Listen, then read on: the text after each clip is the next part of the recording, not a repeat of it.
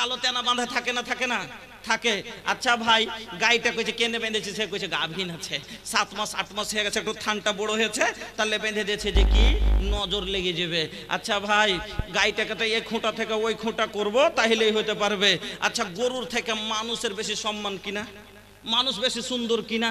তাহলে 8 মাস 9 মাসের পেটলে যাহারকে বেটি দেয় বহুরা যে চলে ইচ্ছে বাপের বাড়ি নানার বাড়ি, তাহলে ওর গলাতে কয়েকখান চাপ্পল দেওয়ার দরকার ছিল, ওর গলাতে চাপ্পলের দরকার ছিল কিনা? তাহলে আপনার বুঝ কত গালাত। জন লিখাল বাম কিসমত মা উহে होखे वाला बा, जोन लिखल बा किस्मत माँ उहे होखे वाला बा, ऐसन वैसन सोचला से कुछ नहीं होला, ऐसन वैसन सोचला से अल्लाह की मर्जी के बिना पत्ता भी ना हिले, अल्लाह के आगे केहू के बस कबहू न चले। আল্লাহ চাহেনি আর কেউ যদি বলে यार গাইটাকে মেরে দিব, यार দুধ খারাপ করে দিব, হবে কি? হবে না। আল্লাহর নবী আব্দুল্লাহ বিন আব্বাস কে বলছেন, আব্বাস, আব্দুল্লাহ বিন আব্বাস একদিন আল্লাহর রাসূলের পিছনে সুয়ারিতে বসে আছেন, ছোট্ট ছেলে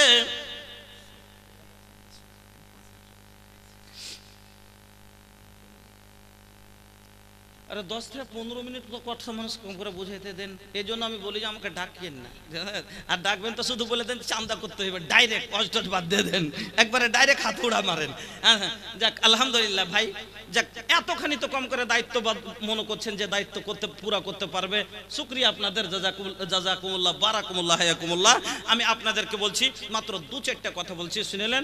তাহলে কি আপনাকে বলছিলাম আব্দুল্লাহ বিন আব্বাস পিছনে রাসূলের যেরকম মোটরসাইকেলে ছোট ছেলে বসে থাকে কমর ধরে থাকে, ওরকম আল্লাহ রাসূলের কমর ধরে বসে আছে। আল্লাহ রাসূল 10টা কথা বলেছিলেন, তার মধ্যে একটা কথা বলেছিলেন ওয়ালাম আন্নাল উম্মাতা লাবিজতামা তাআলা আইয়ান ফাওকা বিশাইইন লাম ইয়ানফাকা ইল্লা বিশাইইন কাদ কাতাবাহুল্লাহু লাক ওয়া ইন ইজতামা ওয়ালা আইয়াযুরুকা বিশাইইন। এই আব্দুল্লাহ বিন আব্বাস শোনো, সারা একটা লোকের যদি অন্য লোক চাহে যে লোকটাকে আমি বড় লোক বানিয়ে দেব, আর কিছু উপকার করব, আর অতক দিনে যদি লেখা না থাকে, গোটা দুনিয়ার মানুষ যদি একজোট হয়ে যায় দেওয়াকে কয়ে বানিয়ে দেব, পারবে না। অতটুকু হবে যেটি ওর ভাগ্যে লেখা আছে।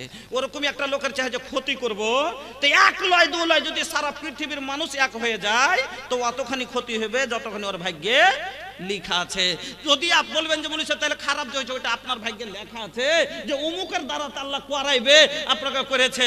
বন্ধুরা আমার, আমি আপনাদের যেটা বলতেছিলাম, তাহলে এই নজর থেকে বাঁচার জন্য আপনার বাচ্চা কাঁদছে, আপনার বাচ্চাকে নজর লেগেছে, নাজরে বাদ হাত ঝাড়ার জন্য মোড়া বাঁধার দরকার নাই, কাজল তিলেওয়ার দরকার নাই, আর নেংটির তলে গাধো হবার দরকার নাই, গাধোই না আতা নেংটির তলে গোসল করাবার দরকার নাই।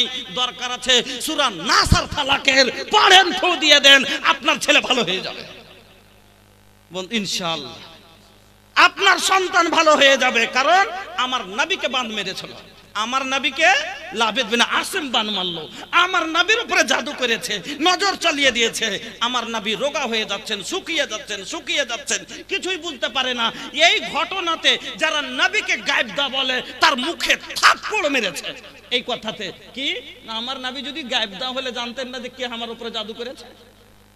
নবী অসুখ হয়ে দিচ্ছে, শুকিয়ে দিচ্ছে, বুঝতে পারে না, কি মাথা কাজ করে না আর ভালো করে। এবার আল্লাহ জিবরিলকে পাঠালেন, যাও মুহাম্মদ খুব পরেশান আছে, যাও বলো যে লাউদ্দিন আসিম তোমার উপরে জাদু করেছে। হ্যাঁ, আর অমুক কুয়ার ভিতরে এই পাড়াকে পুঁতে রেখেছে, তুলে আনা হলো। 11টা গিট মারা ছিল। এই 2 সূরাতে 11টা আয়াত আছে, একটা করে আয়াত পড়লেন নবী, একটা করে গিট খুলে দিলেন, নবী আমার সুস্থ হয়ে গেল। আপনার সন্তান সুস্থ থাকবে, কিন্তু এই সমাজকে শিখাবার লেগে অনেক সমাজ দরকার আছে ভাই, এই সমাজকে শিখাবার লেগে। এই জন্য নবী বললেন আল্লাহ বলছেন হালি আস্তাবিল্লাযিনা ইয়ালামুন ওয়াল্লাযিনা লা ইয়ালামুন, শিক্ষিত আর অশিক্ষিত কোনোদিন সমান হতে পারে? আল্লাহ আরেক জায়গায় বলছেন লাইসাল আমা কাল বাসির, যেমন একটা চোখওয়ালা লোক আর একটা কানা লোক দুজন কোনোদিন এক সমান হতে পারে না। কেন একটা কানা লোককে যদি পায়খানা লেগে যায়, তাও কবে কোন দিকে গেলি বা একটু লিয়ে চত, আর একটা যদি ভালো লোক হয়, ওকে যদি দিল্লিও যাওয়ার দরকার পড়ে তো দৌড়িয়ে একাই চলে যাবে, প্রয়োজন পড়ে না। একজন শিক্ষিত লোক হলো চোখওয়ালা, একজন অশিক্ষিত লোক হলো কানা। যেমন একটা কানা লোক কাঁটা থেকে বাঁচতে চাইলে বাঁচতে পারে না, খোঁজ থেকে বাঁচতে চায় যে আমাকে না লাগুক কিন্তু লাগে যায়, গাঢ়া গর্ত কাদা পায়খানা পেশাব থেকে বাঁচতে চায় যে ও চায় যার পায়ে যাতে না লাগে কিন্তু লেগে যায়। কিসের কারণে? দেখতে পায় না তার কারণে। ওই রকমই একজন অশিক্ষিত লোক গুনাহ থেকে বাঁচতে চাইলেও বাঁচতে পারে না, তার কারণ হলো গুনাহ দেখতে পায় না, গুনাহ বুঝতেই পারে না। গুনাহ বোঝার লেগে গুনাহ দেখার মতো অন্তরের চোখ হওয়া দরকার, অন্তরে জ্ঞান হওয়া দরকার। এই জন্য এতটুকু শিক্ষা আপনার সন্তানকে দেন যাতে গুনাহ বুঝে লাই। আমার বন্ধুরা কি বলবো আপনাকে, বলার অনেক কিছু উদ্দেশ্য নিয়ে বসেছিলাম, আপনাকে বলে যাই আল্লাহ দ্বিতীয় আর 1 মিনিট একটা কথা শুনেন। আল্লাহ রাব্বুল আলামিন এই কোরআনের মধ্যে ওয়াহদানিয়াতের কথা, তৌহিদের কথা, তারপরে আপনার জান্নাত জাহান্নামের কথা, সব কথাই কোরআনের ভিতরে আল্লাহ বললেন। কিন্তু তার মধ্যে সবচাইতে আগে শিক্ষার কথা কেন বললেন? খালি এই কথাটা বুঝলেন, শিক্ষার কথা কেন বললেন? নামাজের কথা পরে, রোজার কথা পরে, হজের কথা পরে, যাকাতের কথা পরে, সব পরে। আগে আল্লাহ বলছেন ইকরা, পড়। পড়ার কথা কেন বললেন আল্লাহ? আচ্ছা ভাই, আপনি নামাজ পড়বেন, নামাজ পড়তে গেলে আগে পড়ার জরুরি আছে কি নাই? কেন? উজু শিখতে হবে, উজু করতে গেলে উজুর দোয়া শিখতে হবে, শিক্ষার দরকার পড়লো। উজুর দোয়া না বললে আপনি উজু করলে হবে? উজুর জন্য কয়টা সুন্নাত জানতে হবে, কয়টা ফরজ জানতে হবে, তারতিব জানতে হবে। তারতিব না জেনে যদি আপনি উল্টা পুল্টা উজু করেন, উজু হবে? ওই যে আপনাকে উদাহরণ দিয়েছিলাম যে একটা লোক নতুন নতুন মুসলমান হয়েছে, তখন ওকে উজু করতে বসে তো কেছে আমাকে উজু শিখা দিজিয়ে। তো উজু শিখতে বসে বসে তখন কেছে পহলে দোনো হাত কো পৌঁছু তক ধোইয়ে, এখান থেকে ধুয়েছে, এটা বুঝতে পারছে। তারপরে এনারা ধোয় সব দিন জানে, তখন কেন সবাই হাতে হাতে ধোয় কোনো কাজ করলে? এবার বলছে 3 মর্তবা কুল্লা কিজিয়ে, কুল্লা সবাই হিন্দু মুসলিম বুঝে। তারপরে বলছে নাক মে পানি ডালিয়ে। এবার লাখেও জীবনে পানি দিয়েছে, যে জানবে কি করে পানি দেয়, ও বদনার লোল লাগিয়ে ঢালতে শুরু করেছে। তোকে ঢালা মোর, আচ্ছা বল, যদি এরকম করে দেয় বাঁচবে লোকটা? তাহলে না জানার কারণে মরবে না? মরবে না। এবাদত যাই না করতে হবে, না হলে এবাদত কবুল হবে না। আমার বন্ধুরা, নামাজ পড়তে গেলে আপনাকে বলছি প্রথমে উজু শেখা দরকার। উজু হলে নামাজ হবে, নামাজ হলে নেকি হবে, আর নেকি হলেই তবে ভাগ্যে জান্নাত হবে। এই জন্য আল্লাহ বললেন আগে শিখ পরে কর। রোজা করবেন, রোজা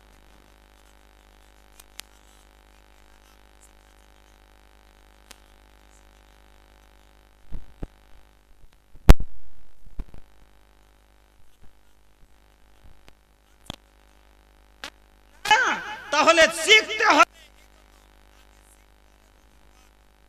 सुना ए हो बोरोआ बायार मदीना उड़ाएले चल, उड़ाएले चल, उड़ाएले चल, उड़ाएले चल, जाए खातिर बनी तैयार मदीना उड़ाएले चल।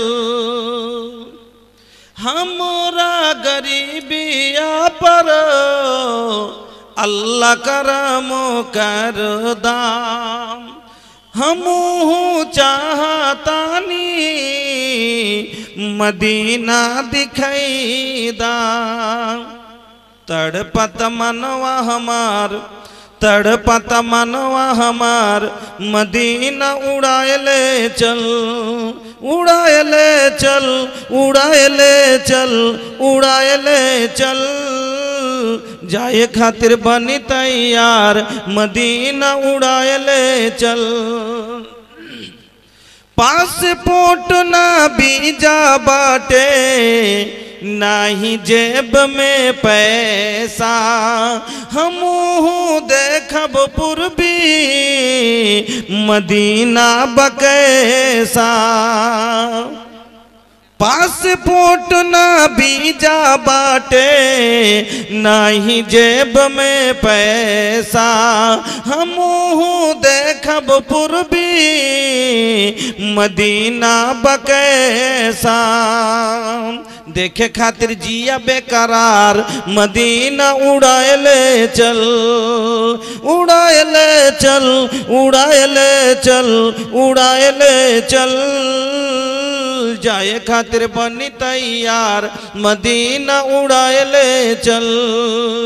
जीवन की नाजुक डोरी कब टूट जाई, अरमा के भरल गगरी हमारे फूट जाई। हम हो देखब आका के दयार, हम हो देखाबो आका के दयार, मदीना उड़ाएले चल, उड़ाएले चल, उड़ाएले चल, उड़ाएले चल, जाए खातिर बनी तैयार, मदीना उड़ाएले चल। धीरे धीरे पुरवा बयार, मदीना उड़ाएले चल।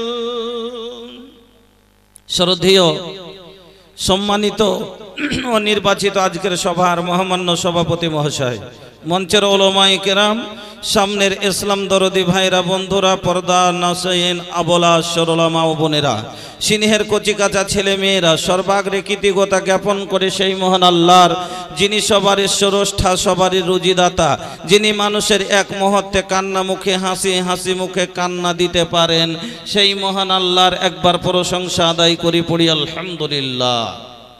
অতঃপর দুরুদ এবং সালাম মা আমিনার লাল মরুর দুলাল নবী কুলের শিরামণি, নবী মক্কি, নবী মাদানী, নবী মুহাম্মদুর রাসূলুল্লাহ সাল্লাল্লাহু আলাইহি ওয়াসাল্লামের প্রতি শত কোটি শান্তির ধারা অবতীর্ণ আল্লাহুম্মা সাল্লি ওয়া সাল্লিম ওয়া বারিক আলাইহি। উপস্থিত শ্রোতা মণ্ডলী, महिला पंडाल का पर्दा में जो है कुछ भी नजर नहीं आता, वीडियो को सही कीजिए। पर्दा बंद है, यहाँ से वीडियो नहीं जा रहा है। इसका ऑपरेटर कौन है? आइए यहाँ पे।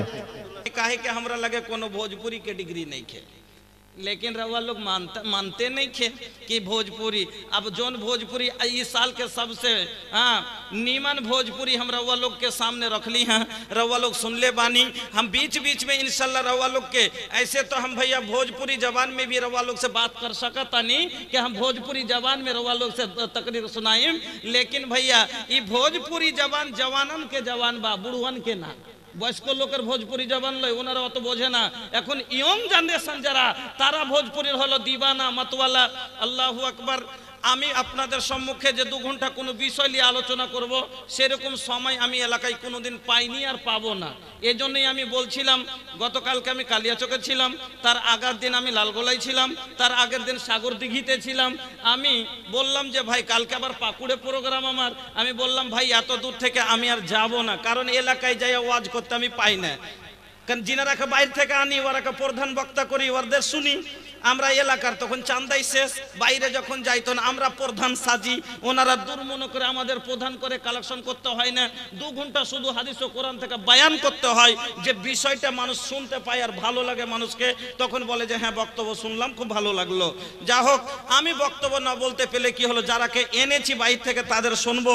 আমি মাত্র 2-4টা কথা আপনার সম্মুখে রাখবো, যে বিষয়তে একটু আগে আপনাদের সম্মুখে নাসিম নদভী সাহেব কথা বলছিলেন শিক্ষা সম্বন্ধে। আমি ওই বিষয়টাকে একটু আর বাড়িয়ে আগে নিয়ে যাব শরীয়তের দিক দিয়ে। বন্ধুরা আমার, শিক্ষা 2 প্রকার। আমার কথা কোটা যে 4টা বলতে পাবো একটু লক্ষ্য করে শুনবেন। শিক্ষার 2টা কিসিম, সিধা ভাষায় আমাদের ভাষায় বলছি। শিক্ষার কয়টা কিসিম? 2 কিসিম। একটা হলো দ্বীনি শিক্ষা, একটা হলো দুনিয়াবি শিক্ষা। একটা দুনিয়াবি কোরআন হাদিসের শিক্ষা, একটা হলো জেনারেল শিক্ষা। কোরআন হাদিসের শিক্ষাও দরকার, জেনারেল শিক্ষাও দরকার, আছে না নেই? কোরআন হাদিস না শিখতে গেলে আল্লাহকে চিনতে পারবো না। কোরআন হাদিসের শিক্ষা না থাকলে রাসূল কি জানবো না। কোরআন হাদিসের শিক্ষা না থাকলে ইবাদত করতে পারবো না। কোরআন হাদিসের শিক্ষা না জানলে জান্নাতের অধিকার অর্জন করতে পারবো না। এক কথায় জান্নাতের অধিকার অর্জন করতে পারবো না। কোরআন হাদিসের শিক্ষা না থাকলে জাহান্নামী হব। বন্ধুরা আমার, দ্বিতীয় দিকে আরেকটা ভাগ যে শিক্ষার, সেটা হলো জেনারেল শিক্ষা, দুনিয়াবি শিক্ষা, যেটা দেশের শিক্ষা। যেরকম বৈজ্ঞানিক, যদি আজ দুনিয়াবি শিক্ষা না থাকতো, জেনারেল শিক্ষা না থাকতো, আজ বৈজ্ঞানিক হতো না, হতো। আর যদি বৈজ্ঞানিক না হতো ভাই, সৌদিয়া এখন 6 ঘন্টাতে এখান থেকে সৌদিয়া চলে গেলাম, 6 ঘন্টাতে।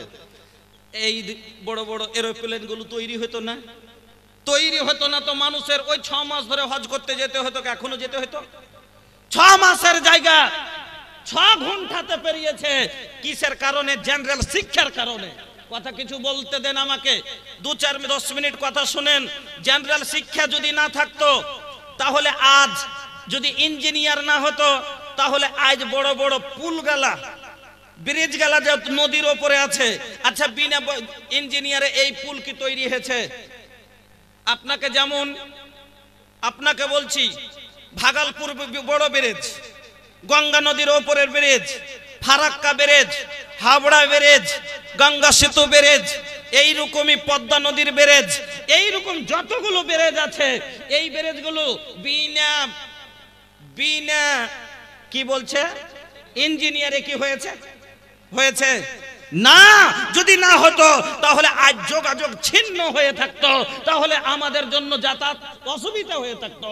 তাহলে জেনারেল শিক্ষা আপনার জন্য আমার জন্য সুবিধা করেছে। জেনারেল শিক্ষা না থাকলে আজ ডাক্তার হতো না, ডাক্তার না হলে চিকিৎসা ছাড়া আমরা অনেকজন মারা যেতাম, চিকিৎসা ছাড়া ডাক্তার চিকিৎসা ছাড়া মারা যেতাম। কিন্তু এবার আমি যেটা বলতে চাইছি, আমার পয়েন্টটা বুঝবেন, ভালো করে নোট করেন, ভালো করে বুঝবেন। একটা এলাকায় যদি একটা ইঞ্জিনিয়ার হয়, এলাকার সবারই জন্য কাফি আছে, যথেষ্ট আছে, ঠিক না বে ঠিক? এলাকায় একটা ইঞ্জিনিয়ার, আমরা যদি 14 ঘন্টা গ্রাম সবাই পাকা বাড়ি করি, একটাই লোকে কেমন করে তৈরি করতে হবে বলে দিতে পারবে? পারবে না? পারবে না? একটা লোকই 6 এঁকে দেবে, একটা লোকই আপনাকে বানিয়ে দেবে। এলাকার একটাই লোক যথেষ্ট, একটা ইঞ্জিনিয়ার হলে। একটা যদি ডাক্তার থাকে আর গোটাই গ্রামের লোক যদি পেশেন্ট হয়ে যায়, তবে একটাই ডাক্তার তাকে সারাবার জন্য যথেষ্ট, ওষুধ দেওয়ার লেগে।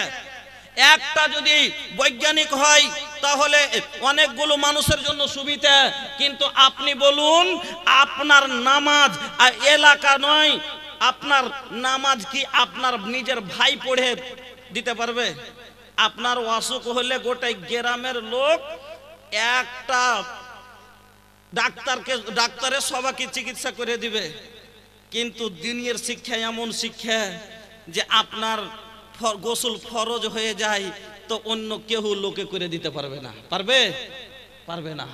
আপনার নামাজ অন্য লোকে পড়ে দিতে পারবে না, আপনার ইবাদত অন্য লোকে করে দিতে পারবে না।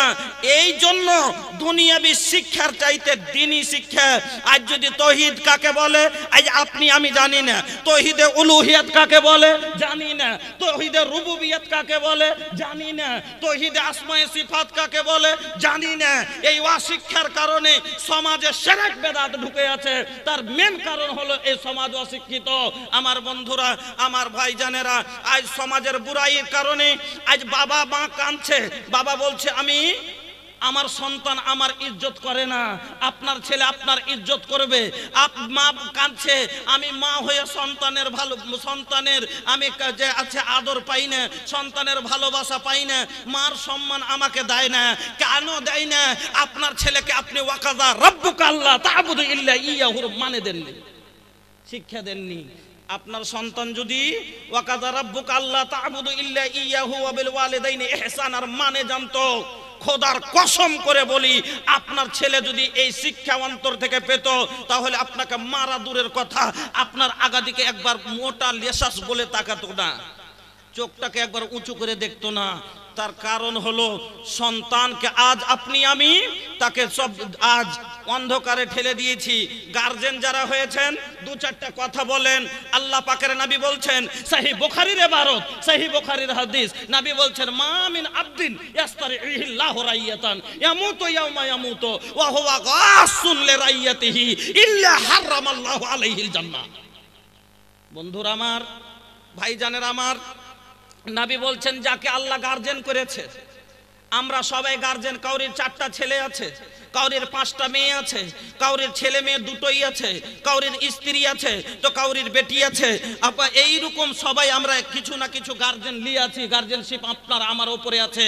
আর যারাই গার্জেনে আছেন, আপনার সন্তান ভুল করছে আর আপনার সন্তানের ভুল যদি আপনি দেখছেন কিন্তু সন্তানকে আপনি বারণ করেন না, আপনার সন্তানকে বরং আপনি গুনহার দিকে ঠেলে দিলেন, অন্ধকারে আগিয়ে দিলেন। দ্বিতীয় কথা হলো আপনার মাথা মাথার উপরে দায়িত্ব ছিল আপনার সন্তানকে হালাল বুঝিয়ে দেওয়া, আপনার মাথার উপরে দায়িত্ব ছিল আপনার সন্তানকে হারাম বুঝিয়ে দেওয়া, আপনার মাথায় দায়িত্ব ছিল আল্লাহকে চিনিয়ে দেওয়া, রাসূলকে চিনিয়ে দেওয়া। কিন্তু আপনি এতটুকু শিক্ষা যদি না দিয়েছেন, বরং আপনি তার সাথে ধোঁকা করেছেন। আর এই রকম গার্জেনের উপরে নবী বলছেন এই অবস্থাতে তার যদি মরণ হয়ে যায়, ইল্লা হারামাল্লাহু আলাইহিল জান্নাহ, এই গার্জেনের উপরে জান্নাত হারাম। নারে তাকবীর! এই গার্জেনের উপরে জান্নাত হারাম। এই জন্য গার্জেন হয়েছেন, গার্জেনই নিমাইতে হবে। বন্ধুরা আমার, ভাইজানেরা আমার, আপনার আমার কর্তব্য। আপনাকে আমি বলছি, আমি কয়েকটা কথা বলেছি, মনে রাখবেন। আমি একটা আয়াত পড়েছি, আল্লাহ রাব্বুল আলামিন বলছেন নবীকে, কুল হাল ইয়াস্তাবিল্লাযিনা ইয়ালামুনা ওয়াল্লাযিনা লা ইয়ালামুন। হে নবী বলে দাও, আচ্ছা শিক্ষিত আর অশিক্ষিত কি কোনোদিন সমান হতে পারে? একটা শিক্ষিত একটা অশিক্ষিত সমান হতে পারে? যদি সমান হতো তাহলে হাল চাষ করাও যে কোর্টে বসতো। যদি সমান হতে পারতো তাহলে কলেজের প্রফেসর গরু চড়িয়ে বনে যেত নাকি? না, আল্লাহ রাব্বুল আলামিন কোরআনে বলেছেন যে আমি ইলম ওয়ালার উতুল ইলমা দারাজাত, তার সম্মানকে আমি বুলান করেছি। কিরকম বুলান করেছেন আসেন আপনাকে দেখাচ্ছি। এই দ্বীনি শিক্ষা কি শিক্ষা, শিক্ষার ফলে কত সম্মান পাওয়া যায়। আল্লাহ বলছেন ওয়াহাদাল ইলম আল্লাযী ওয়াজাদা বিহি আদম আলাইহিস সালাম ফাদিলাতান ওয়া কারামাতান আলাল মালায়েকা। এই সেই শিক্ষা যার ফলে আদম আলাইহিস সালাম সমস্ত ফেরেশতার উপরে সম্মানিত হয়েছিলেন। এই শিক্ষার কারণে কেন ফেরেশতারা বলতে পারেনি, আদম বলেছিলেন নামগুলো। ওয়াহাদাল ইলম আল্লাযী আখরাজা ইউনুস আলাইহিস সালাম মিন বাতনিল হুত। আখরাজা ইউনুস আলাইহিস সালাম মিন বাতনিল হুত। এই শিক্ষার ফলে ইউনুস আলাইহিস সালাম মাছের পেট থেকে বেরিয়ে এসেছিলেন। আল্লাহ রাব্বুল আলামিন বলেন ফালাউলা আন্নাহু কানা মিনাল মুসাব্বিহিনা লালাবিসা ফি বাতনিহি ইলা ইয়াউমি ইউবআসুন। সেই দিন যদি ইউনুস এই তাসবিহ পাঠ না করত, কিয়ামত পর্যন্ত আমি আল্লাহ ইউনুসকে মাছের পেটে রেখে দিতাম। কি শিক্ষাটা মাত্র কি ছিল? লা ইলাহা ইল্লা আনতা, এই দুয়াটা জানছিলেন। এই দুয়াটার ফলে 7 সমুদ্রের তলে মাছের পেট থেকে নবী ইউনুস আলাইহিস সালাম অব্যাহতি পাচ্ছেন। আর আজ আমার মা বোনের 2 কেজির বাচ্চা পেট থেকে আসতে পারে না। তসবিহ থাকলে তো, আল্লাহর কাছে চাইলে তো। 3 মাস হয়েছে বিয়ে, কইছে কি করবি গে? কইছে রেস্ট, নামাজ রোজা সব ছেড়ে দে, বসে আছে। কইছে রেস্ট করতে কইছে ডাক্তার। বন্ধুরা আমার, ভাইজানেরা আমার, আল্লাহ রাব্বুল আলামিন বলেন এই শিক্ষা সেই দিন ইউনুস আলাইহিস সালামের কাছে ছিল। কি তাসবিতে পড়েছিল লা ইলাহা, মানেটা কি? লা ইলাহা, কোনো মাবুদ নেই, ইল্লা আনতা, শুধু তুমি গো আল্লাহ। সুবহানাকা, আল্লাহ তুমি পাক। ইন্নী কুনতু মিনাজ জালিমিন, আর যত রকমের জুলুমকারী, যত রকমের জালেম হলাম আমি আল্লাহ, আমি জুলুম করেছি, তুমি পাক, তুমি দয়ালু, মাফ করো আমার আল্লাহ। এই তাসবির ফলে ইউনুসকে বের করেছিলেন। আচ্ছা বাবা, আজ আমরা বিপদে পড়ি না পড়ি না, তাহলে শিক্ষার দরকার আছে না নাই? নেই? কত শিক্ষার দরকার আছে। কোরআনই সব আছে। সামান্য আপনাকে প্রথম সূরা, এই কোরআনের প্রথম সূরাটার নাম কি গো? সূরাতুল ফাতিহা। এর কয়টা নাম? কয়টা জি? 10টা। আমরা 14টা, বাইজাবিতে আমরা 14টা পড়েছি।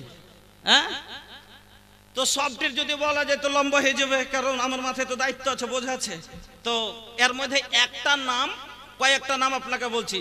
এই সূরার নাম হলো সূরাতুস সেফা, এই সূরার নাম হলো সূরাতুদ দোয়া, এই সূরার নাম হলো সূরাতুল ওয়াফিয়া, এই সূরার নাম হলো সূরাতুল কাফিয়া, এই সূরার নাম হলো সূরাতু সাবুল মাসানি, এই সূরার নাম হলো সূরা ফাতিহা।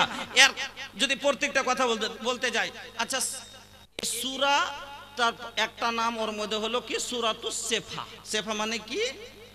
ভালো হওয়া, ওষুধ। এই সূরা ওষুধ, আল্লাহু আকবার। এই সূরা ওষুধ, যেটা আপনার চিকিৎসার কাজ করবে। আল্লাহ কোরআনে কি বলেছেন? ওয়া শিফাউল লিন্নাস। কোরআন হলো মানুষের অসুখের এলাজ।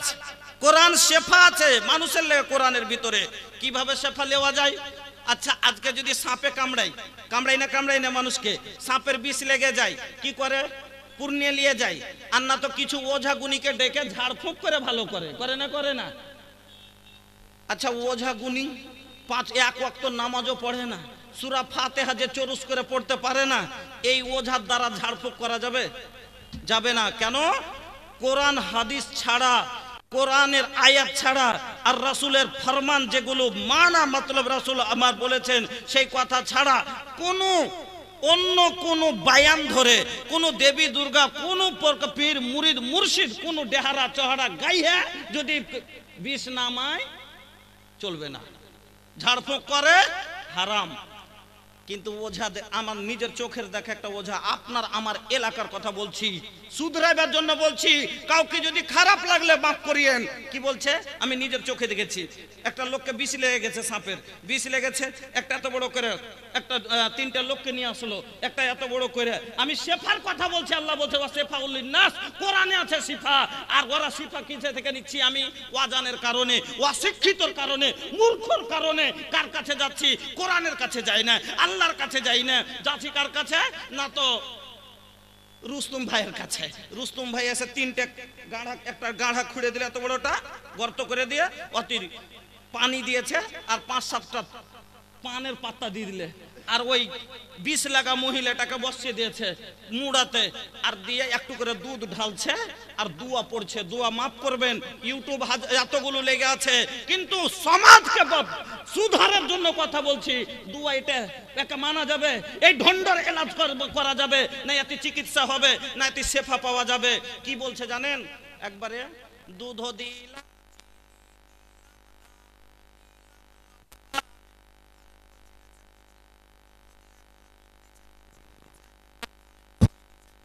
দুধ দিলাম আরো দিলাম লাউয়ারে, বিছনা মিলো রে দুধের পৈখরে। এটা দোয়া। বলেন দোয়া। সমাজ সুধার হতে হবে। আর এই রকম লোকের কাছে আজকে আপনার আমার সমাজ যায় না। কেন যায়? অশিক্ষিত সমাজ। বলবেন তাহলে এই কোরআনের প্রথম সূরা দলিল বিষ নামিয়ে দেখাবে কে? সূরা ফাতিহা। আল্লাহ রাসূলের জামানা, সাহাবায়ে কেরাম বাইরে আছেন, বাইরে গিয়ে ওই এলাকার এক ইহুদির সর্দারকে সাপে দংশন করেছে, বিষাক্ত জিনিসে কামড়িয়েছে, সারা শরীরে বিষ ভরে গেল, কেউ বিষ নামাতে পারে না, মরে যাবে। কি করবি? বলছে যা তো ওই নবীর সঙ্গী সাথীদের মধ্যে কাউকে পাঁচটা একটু ধরে লিয়াই, ওরাই পারবে বিষ নামাইতে। নিয়ে আসা হলো, আনার পরে বলছে বিষটা না তুমি পারলে নামিয়ে দাও না। বলে ঠিক আছে করে দিব, এলাজ করে দিব, কিন্তু বিনা টাকায় করব না ভাই। কি নিবে? না তো বকরি নিব। কতগুলো? না তো এতগুলো। একটা ময়না মোতায়েন হয়ে গেল যে এতগুলো বকরি দিলে এলাজ করব না। আমার বন্ধুরা এবার বিষ নামিয়েছে। বিষ নামার পরে বকরি নিয়ে চলে এসছে। কয়েকজন সাহাবী আছেন, বলছেন ভাগ কর না। বলছে না এখনো ভাগ করব না। যখন রাসূলের কাছে যতক্ষণ বলে যাই না নিব, আল্লাহ রাসূলের কাছে গেলেন। নবী বললেন যে আল্লাহ রাসূল কোরআন থেকে এলাজ করে বকরি নিয়েছি, নেওয়া চলবে? আল্লাহ রাসূল কইলেন আমার একটা ভাগ বসাও, মানে জায়েজ আছে। আল্লাহু আকবার। দেশে কইছে আচ্ছা বলো তো তুমি কি বলেছিলে? কইছে আল্লাহ রাসূল আমি সূরা ফাতিহা পড়ে ফুঁক দিয়েছিলাম। কইছে তুমি কেমন করে জানলে যে এটাতে বিষ নামবে? কইছে কেন হুজুর, এই সূরার নাম হলো সূরাতুস শিফা, মানে বেমারের এলাজ। আমি জানি আল্লাহর কালাম সত্য, আর এই সূরা পড়ে যদি আমি ফু দিই তাহলে বিষ নেমে যাবে। আমার মায়েরা, বন্ধুরা, আমার ভাই জানেরা, আজকে আমার ওয়াক্য গো মা বোনেরা, জাহেলা মহিলারা বাড়ি থেকে বের হলে হাতে কাজলতি নিয়ে বের হয়, হয় না হয় না? অশিক্ষিত কত বাড়ি থেকে যখন বাপের বাড়ি যাবে দেখেন বাঁ হাতে একটা কাজলতি ধরে থাকে, কেন? ছেলেকে নজর লেগে যাবে, এই কালি লিয়ে থাকলে পারে, বা একটা কাঁটি বেঁধে দেয়, হাতে দেখবেন কড়া বেঁধে দেয়, কোমর একটা মুচড়া বেঁধে দেয়, এই রকম করে আপনাকে বলছি আরো কত বদ আকীদা আছে আপনার আমার সমাজে অশিক্ষিত হওয়ার কারণে। আপনার গলিতে গ্রামে হাঁটতে গেলে দেখেন একটা গায়ের গলাতে চাপ্পল বাঁধা আছে, আছে না নাই?